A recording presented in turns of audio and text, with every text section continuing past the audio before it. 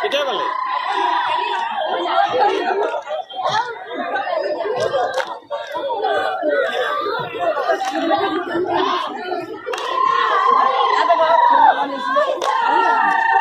পালু কৈ আছে ক'ত আছে বুলি কৈছে, পালু পালু কৈ আছে ক'ত ক'ত উঠি আছা?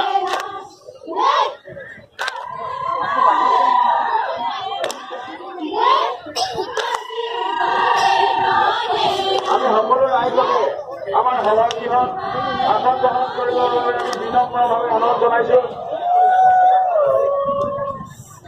যিহেতু আমি খন্তেক পিছতে আমি গণমত-মছলি সভা আৰম্ভ কৰিম, সেয়েহে সকলো সভাসদ ৰাইজক আমি বিনম্ৰভাৱে অনুৰোধ জনাইছোঁ সভাগৃহত আসন গ্ৰহণ কৰিবৰ বাবে।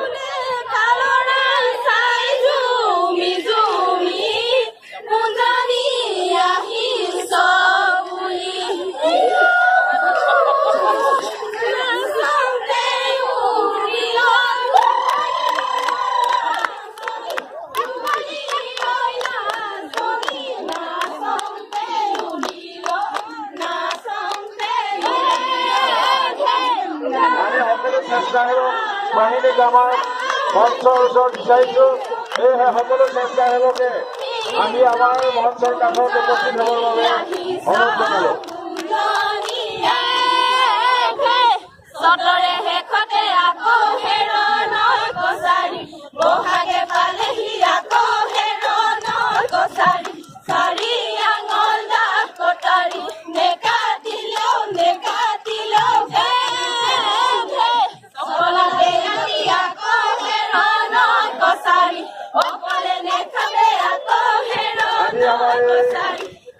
মহান কাৰ্যসূচী যিসকল লেচেৰী নৃত্য পৰিদৰ্শন কৰি আমাৰ জনগোষ্ঠীটোক এঠোক আগুৱাই নিয়াৰ যি সাহস আগবঢ়ালেহি তেখেতসকললৈ আমি ধন্যবাদ জ্ঞাপন কৰিছোঁ।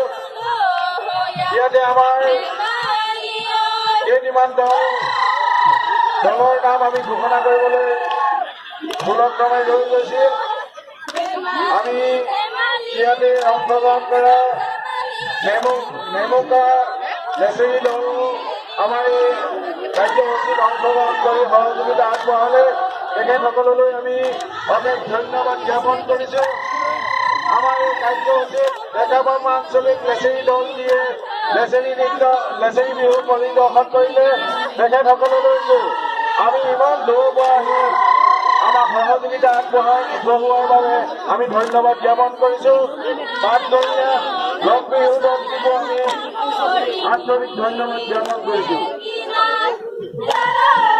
আৰু জামিয়া বগাইগাঁৱৰ লেচেৰী বিহু দলটিলৈকো আমি আন্তৰিক ধন্যবাদ জ্ঞাপন কৰিছোঁ।